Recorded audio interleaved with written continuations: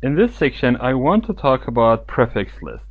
But before talking about prefix lists, I want to add some networks to my routers so that ISP1 is going to participate in RIP process here.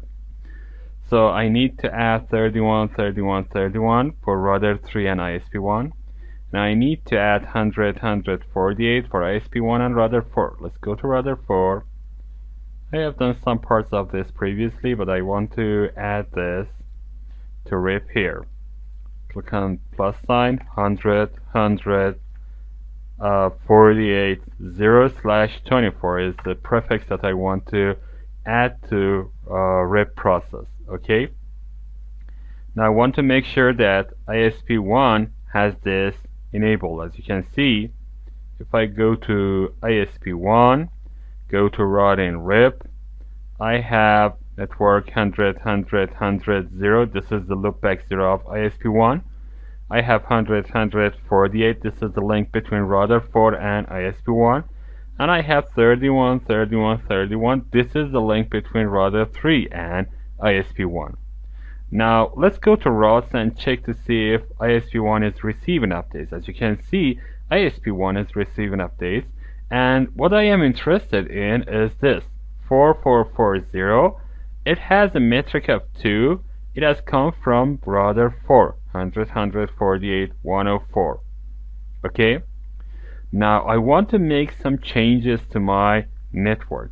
I want this link not to be used to reach to router 4's loopback 0. Assuming that I have a loopback 0 on router 4, if I try to reach this from router 3, I have two different paths. The first path comes to ISP1 in one hop, comes to router 4 in the second hop, and goes to its loopback 0 in the third hop. The other route is this way. It goes to router 1, from there to router 2, from there to router 4, and from there to loopback 0. This is 4 hop, but this way it is 3 hops.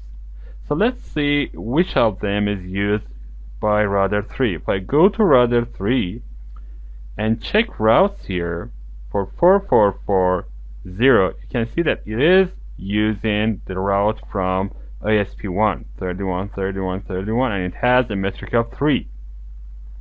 Now I want to change this behavior. I don't want this link to be used to access router 4's loopback 0. Actually, I want this link. This link should be deleted. How can I do this? How can I achieve this? We have a feature that is called prefix lists. So let's go to router 4 and configure a prefix list.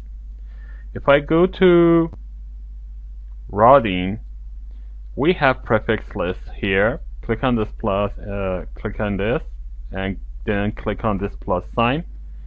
The chain is going to be, for example, RIP out, because I am going to configure this outbound, and we can have it inbound as well, but here I don't want to advertise router 4's loopback 0 this way. So actually I am filtering this outbound. Okay, what is the prefix that I am interested in? 4440/24 is the prefix, and the action is going to discard the prefix. Click on OK. Now I have a prefix list here. Let me maximize this and go to routing RIP again, and here go to interfaces. Click on this plus sign. I want to select the interface that goes to router ISP1. That's Ethernet 2. So let's go to select Ethernet 2. Everything is going to be as default, but here I have an out prefix list that is RIP out. Select it and click on apply and click on OK. Now let's check if it is working. If I go to ISP1 and check for this, I can see that this is not gonna be updated from this way. I need to wait for some time and see if it is updated. As you can see, now updates come from another place. Again, I need to wait to see what happens to this prefix. It is timing out. and I am not receiving this from this way. Actually, after some time, I need to see that this is going to be accessible from router 3, and it has a metric of, for example, 5 or 6 or something like this. But as you can see, this is timing out. Okay, now let's go to router 3 and check this. If I go to router 3, you can see that it is timing out.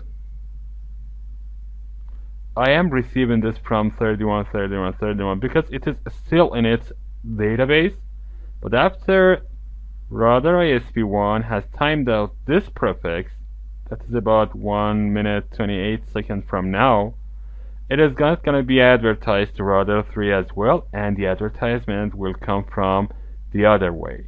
Okay, let's wait for this.